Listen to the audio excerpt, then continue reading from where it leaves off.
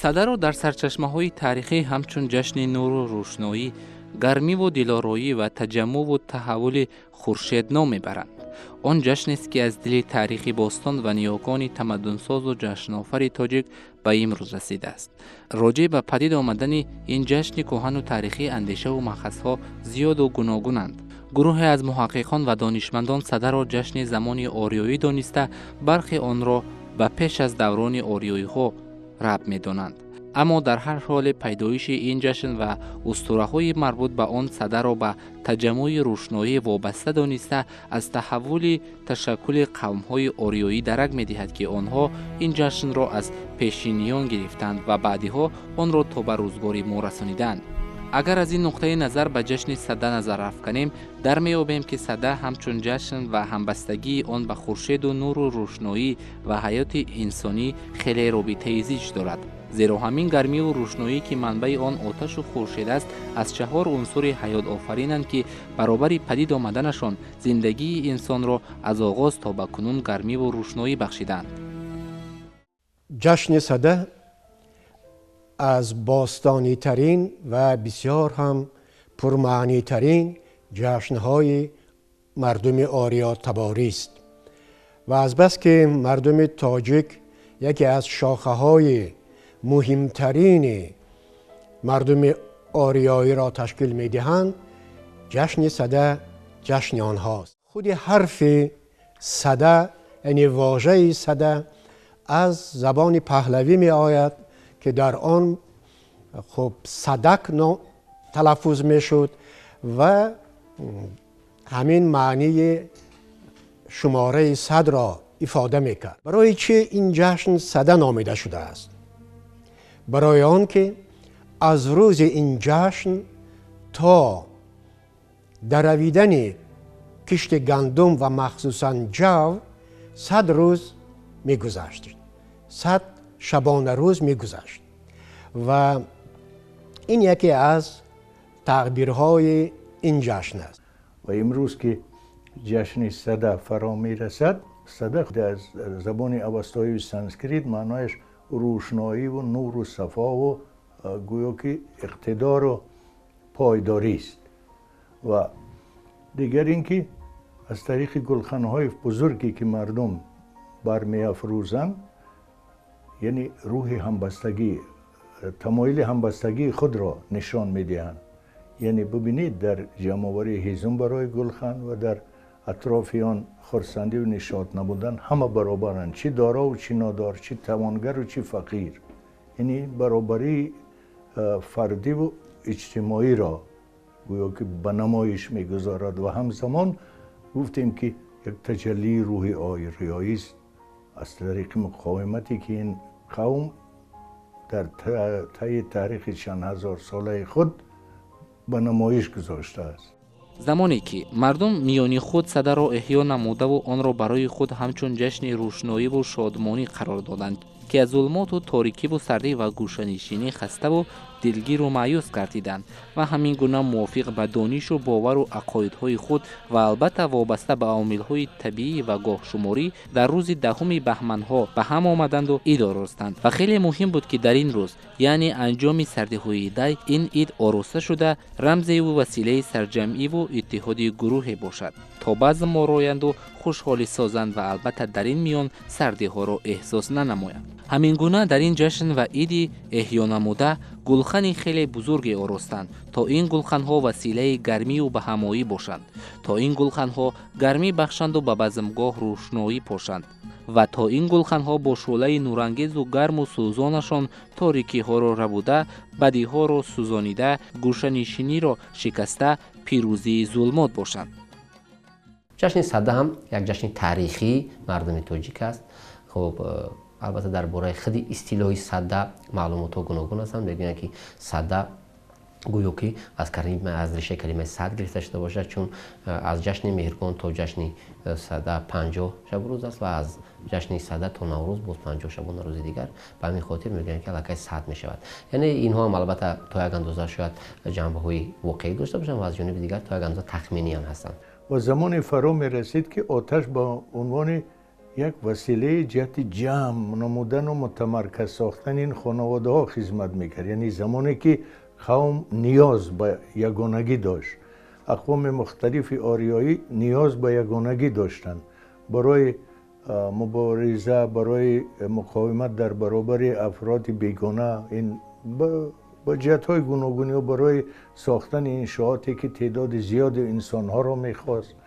و وقتی که به این مرز و بوم آمدن اقوام آریایی، چندین جشن عموماً برگزار کردن، چندین جشن میان آنها رایج شد که همه وابسته بودند تا این اندازه با وجود آتش. در فرهنگ مردم تاجیک موجودن حادثه گوناگون طبیعی رو معاین میکنن. مثلا در همین شب و روزی که جشن صده دایر میگردد ما میبینیم که انقلاب زمستانه علاقه آهسته به پایان میرسد، رو به بهبودی میآید. خب به اصطلاح دیگر مردم میگن که چیله خردک آغاز میگردد از همین شب و روز. یعنی ببینید اینجا کلمه چیل آغاز میگردد، یعنی در شب یلدا مترو زاده میشود، 40 روز اون رو در پس کوی دماوند نگهبانی میکنند و پس از 40 روز آفتاب گویا که برای روشنی دادن یا که همون نوری الهی و مترو برای روشنی دادن مردم از پس کو آزاد میشد و مردم به خاطر ارجگذاری همون شب روزی که صده فرا میرسید آتش میافروختند. این آتش افروزی هم البته رمزی خود را داشت، یعنی توسط آتش، توسط نور، توسط شعله به مترو نیرو میدادند که به مردم انا همین خیل قوه گرمی دیدهد تا که همین گرمی ها همون قوه منفی و که خنکی و سردی که مردم در طول زمستان داشتند پس سر شود. راجع به جشن یلدا سخن میرانیم وقتی که گویا که تمام جهان را تاریکی و ظلمات فرا گرفته است و در آسترین شب گویا که عرض وجود میکند، انسان ها جمع اومدن در همان دودمان در اطراف گویا که یک آتشدان، یک مکان گرمی که از طریق آتش با وسیله آتش گرم شده بود و ابراز وحدت میکردن. یعنی ببینید که ظلمات جهان را سراسر فرا گرفت. یعنی گویا که در تصور اقوام آریایی بعدتر گویا که اهریمن بر هرمز تا اندازه پیروز شد و انسان ها در این حالت میان به کمک هرمز خرسندی و نشاط میکنند و نیایش تا که هرمز تا که همبستگی و اتحاد خود را با خداوند نیکی در برابر نیروهای شر که رهبر آنها اهریمن است ابراز دارند. جشن وابسته به این است. در فرهنگ سنتی مردم تاجیک مبارزه روشنی و تاریکی همچون جوهر معنوی نقش کلیدی داشت که آن به جشن صده نیز علاقمند میباشد. در دایره تشکل این عنصرهای به هم زید مردمان از جمله قوم‌های آریایی دو فصل سال داشتند که این همان مبارزه هرمزد و اهریمن و مبارزه روشنی با تاریکی را به یاد می آورد. یکی را تابستان بزرگ می نامیدند که آن 7 ماه را در بر می گرفت و از آغاز فروردین برابر 21 و گاه 22 مارت تقویم میلادی شروع شده تا آخر ماه مهر برابر 22 اکتبر تقویم میلادی ادامه می یافت. دومین را زمستانی بزرگ می گفتند که از اول ماه آبان برابر 23 اکتبر تقویم میلادی سر می شد و تا پایان ماه اسفند برابر 20 مارت تقویم میلادی در بر گرفته 150 روز ادامه می یافت. به عقیده آریایی های قدیم آن زمان سرما به اوج بلند خود می رسید و بعداً هوا تدریجاً به سمت بهبودی، نرمی و گرمی می رفت. از این رو برای آنکه به کشت و کار آنها ضرری نرسد و چارواهایشان از سردی ایمن نگهداری گردد، آتش را همچون رمز هرمز می افروختند تا در آن قوه‌های بدی سوزند و نابود گردند. صده اینا گویا که صرف جشن‌هایی هستند که جنبه گاه شماری دارن، جنبه تقویمی دارن. ببینید صده گفتیم چی زمانی فرا میرسه، زمانی که شکستی سردی معلوم است. نوروز زمان فرا میرسد که سردی به عنوان نماینده نیروهای شر پشت سر شده و گرمی یعنی نماینده نیروهای نیکی پیروز شده است و این لیکن در تمام این جشن‌ها نشاط و خرسندی و نیایش حضور دارد. این یک جنبه عمومی آنها است. جنبه‌ای که فرق میکنن این تفاوت میگذارند در بین آنها وابسته هستند به حالتهای زندگی گاه شماری و تقویمی انسانها اقوام آریایی. جشن سده را حکیم فردوسی به هوشنگ پیشدادی نسبت داده است. فردوسی پذیرایی جشن سده را از جانب هوشنگ چنین می‌نگارد: شب آمد برافروخت آتش به کوه، همان شاه و در گرد شاهان گروه. یکی جشن کرد آن شب و باده خورد، سده نامی آن جشن فرخنده کرد. ز هوشنگ ماند این سده یادگار، بسی باد چو او دیگر شهریار. تصورات مختلفی راجع به این مسئله موجود است. مثلا میگن که همون هوشنگ پادشاه پیشدادی که وقتی سنگ بر مار میافکند و اون سنگ به سنگ دیگری برمیخورد و یک فروغ پدید میاد که از اون فروغ آتش برافروخته میشود. انا همینجا در تصور اجدادی ما مسئله آتش خیلی یک جنبه فلسفی و جهان شناختی نازکی دارد، یعنی به اون معنا که آتش خودش در زبان اوستایی ساتا، در زبان سانسکریت معنای روشنایی، نور، صفا و حقیقت را دارد. همون روز پیدایش آتش بود و آن را همچون جشن سده تجلیل میکردگی شدند، زیرا آتش این مهمترین چیز است برای زندگی انسان. زندگی انسان را و انسان را انسان کرده است آتش. بعد از آتش را که به دست آورد انسان، ترقیات او در روی جهان با یک سرعت بیمانند پیش رفت و تا امروز هم همین گونه است. اینجا هم روایت در زمین خشکخوری به وجود نامده است، یعنی یک بار چند عنصر منفی گذاشته می شود و محض پیدا شدن آتش نابود کردن همین جنبه های منفی می شود. یعنی یکم اونجا خودی پیدا شدن نور یا جلوی آتش علاقه از یکم بار کشف شدن آتش از جانب هوشنگ اونجا درج می‌گردد. یعنی ببینید که همین چیزها در روایت جای کرده شده است که یعنی همین پیدا شدن آتش باعث نیست کردن هم مر و هم اون خنکی و سردی که در محیط بود. یعنی این البته چی میگن یک میفولوژی قدیمی مردمی فارس است، ولی اساس باز میگیم که اینجا گپ درباره کشف آتش، گپ درباره پیدا شدن آتش اساس این خیلی. اگر به تاریخ دقیقاً نظر کنیم، حتی ابوریحان بیرونی هم در اصول الواقعه یا فرض کردیم منوچهری هم در یک شعر خود میگوید، یا فرض کردیم حکیم عمر خیام در نوروزنامه درباره جشن سده قید میکنند. اونها میگن که انا همین روایت ها درباره پیدایش جشن و مراسم ها وجود دارند، ولی اساس اینها حادثه طبیعی هستند که با ساعت و دقیقه اینها با تغییر یافتن شرایط اقلیمی در منطقه مردم فارس، در منطقه کوهستان، البته اونها کشف این را برآوردند و میگن که بسیار مفید و مناسب است که مردم همین چیز روزها را دریافتند و کوشش کردند که در شکلی قدیم، در شکلی تنتنوی بین مردم ارج گذاری کنند. از روی معلومات‌های عمر خیام در نوروزنامه جشن سده به پیروزی فریدون طلسم شکن بر ضحاک ماربدوش نسبت داده شده است. سده جشن ملوک نامدار است، ز افریدون و از جم یادگار است. معنیدادهای دیگر این سده هست که به نام فریدون عاید می شود و روایتی هست، روایت اساطیری است که وقتی فریدون بر ضحاک غالب می آید، آشپز ضحاک ارمائیل را خب دیگر جزا دادنی می شوند که او می گوید من بیگناه هستم و مردم بسیاری را از مرگ نجات دادم و قربان ضحاک نکردم و می گوید من این مردم را در دماوند پنهان کردم. فریدون لشکر خود را با لشکر خود می بیاید دماوند تا ببیند که واقعا ارمائیل درست می گوید یا که فریب می کند. وقتی که می آیند واقعا مردم بسیار در دماوند بودند که از خب کشته شدن برای نفس ضحاک رهایی یافته بودند و بعد از آن وقتی برگشت تاریک می شود، شب لشکر فریدون راه گم می کند و در اینجا آتش را استفاده می کنند اولین بار و راهشان را روشن می کنند و از اون وقت نیز آتش مقدس برای مردم آریایی حسابیده می شود و فریدون به ارمائیل خب هدیه بسیار می کند و او را مه و مغان تعیین می کند.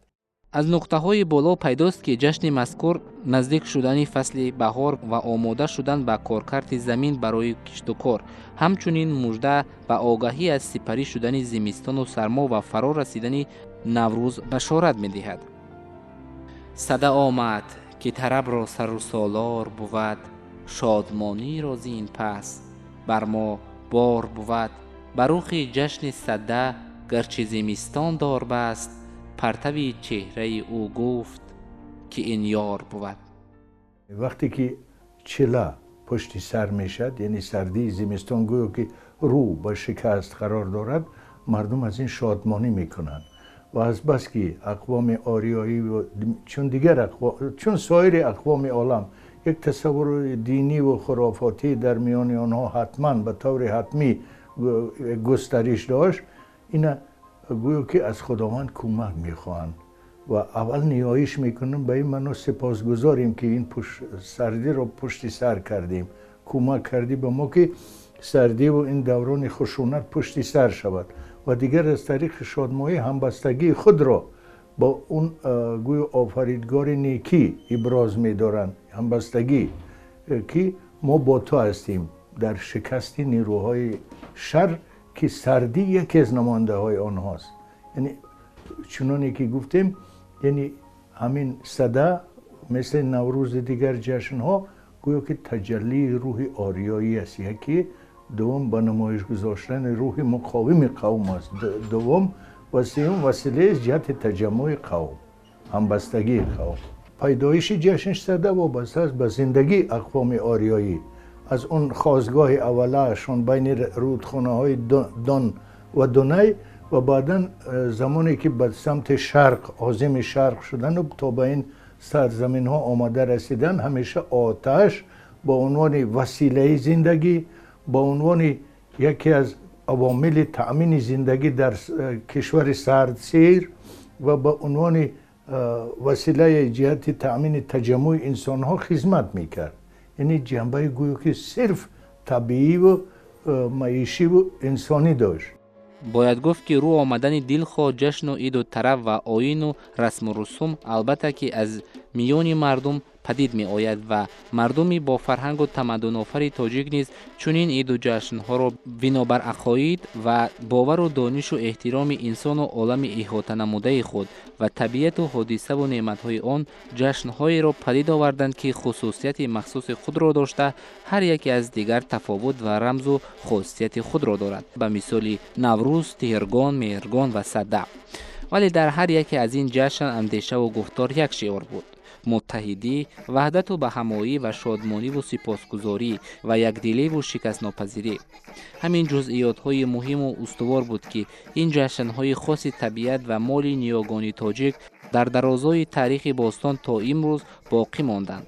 با متحدی و یکدلی و ثبات و وحدت آفری مردم تاجیک و راهبری صاحب خرد او، پیشوای معظم ملت، این جشن و مراسم آیین رسوم های تجسمگری روح شکست ناپذیری نیاگان ما و فرهنگ سالاری ملت ما در زمان صاحب استقلالی احیا و شکوهمند گردیدند. وقتی که مردم در خانه ها یک مدتی معین و حتی در کارگاه ها که پیشتر کارها در صحرا بودند بسیار خسته و دلافکار میشدند، برای خود چیزی را سازمان میدادند و همین سازماندهی هم در زمینه خشک خالی با وجود نمی‌آمد. آنها کوشش می‌کردند که یک چیز اساس باشد و همین حادثه‌های طبیعی آنها دریافتند که اساس شود و سرجمی مردم شود. مثلا در نوروز که انقلاب بهاری است، یا در جشن مهرگان که انقلاب تیرماهی است، یا جشن صدا که گفتیم مردم می‌دونن که الکی چیله کلان خلاص چیله خورد میاد، همین شب روز رو دریافتند، بین یکدیگر مثلا چیز ساختن گفتن و به خاطر اون که تنتنه و بشکو باشد، دست جمعی بسیار باشد، خرسندی زیادتر باشد، حتی شاهان را به این وابسته کردند. وقتی روایت ها درباره پیدایش آتش می‌رود، درباره گذشتگان ارزگذاری می‌رود، شما هم توجه می‌کنید، میگه که باید این رو تجلیل کنیم. وقتی تجلیل می‌کنن طبیعی است که در اونجا بزم طرب است، در اونجا نوش نعمت‌ها زیادتر می‌شود، فراوانی می‌شود. به همین خاطر اینها در زمینه خشک خالی با وجود نمی‌آیند و مردم اساسی پیدایش هر یک جشن مراسم میشوند. نوروز و صدا بیانگر روح مقاومتند که اجداد ما با اون اعتماد داشتند. میگویند که علت جان سختی ماندگاری قوم تاجیک همون ویژگی‌های فرهنگیش هستند. این درست است به طور عمومی.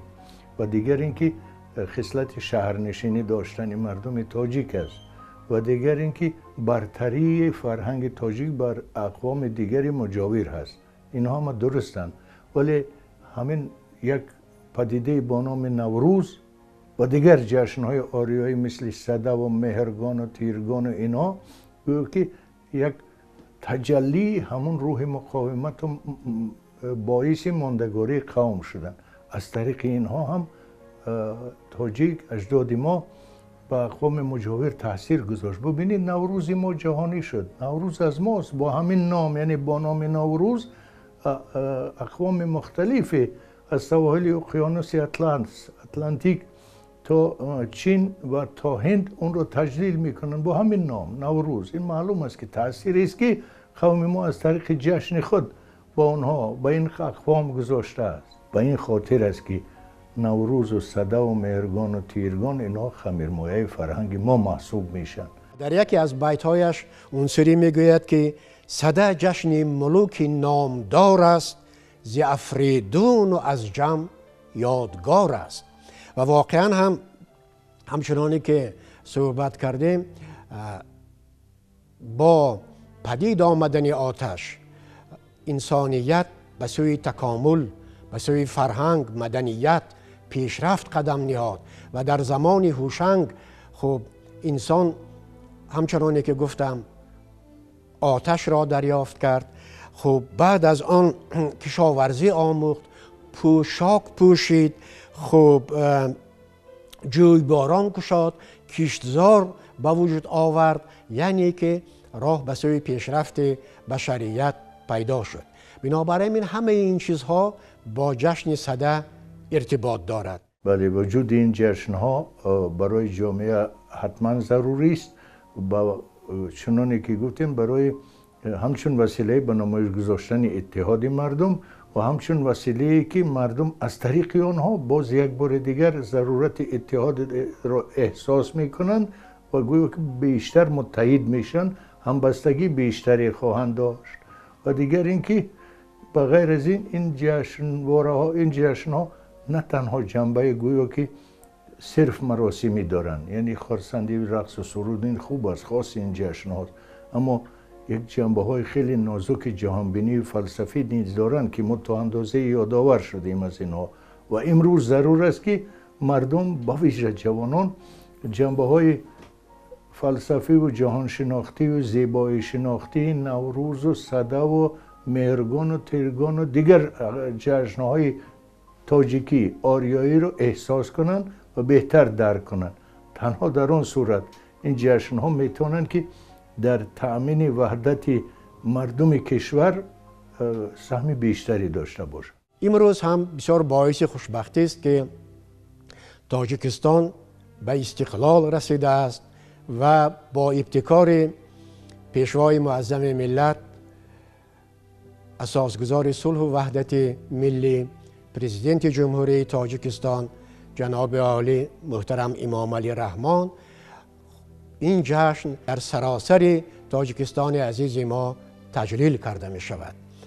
من 100% امید دارم که همه دوستان مردم تاجیک در روی زمین، همه مردم آریایی تبار که شاخه‌های گوناگونشان در کشورهای همجوار ما زندگی می کنند، این جشن را با شکوه و شهامت خاصه که در هزار سالهای تاریخ داشت تجلیل خواهند کرد.